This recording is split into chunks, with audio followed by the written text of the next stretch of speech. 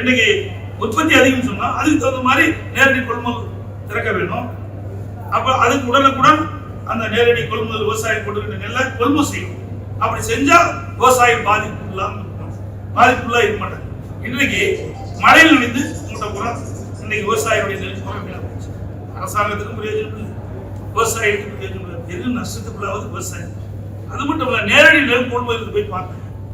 அந்த DPC direct purchase சென்டர்ல பார்க்கும்போது அந்த நெல்மணியும் முளைச்சு பல மூட்டைகள் எல்லாம் நீங்க ஊடகங்கள்ல வந்தீங்க பார்த்தீங்க. அதுவும் இன்னைக்கு மழையில் நனைந்து முளைச்சிருக்குது. இது இந்த நஷ்டம்லாம் யார் ஏற்கிறது? அரசாங்கம் தான் ஏற்கிறது. அப்ப நிர்வாகம் சரியில்லைன்னு அர்த்தம். நிர்வாகம் சரியா இருந்தா இதெல்லாம் கண்காணிக்கப்பட வேண்டும். ஆகவே விவசாயிகள் உற்பத்தி செய்யப்பட்ட அந்த நெல்லை கூட கொள்முதல் செய்யறாங்க. கொள்முதல் செய்த நெல்லை கூட முழுமையா பாதுகாக்க முடியாத அரசாங்கம் தான் இந்த அரசாங்கம்.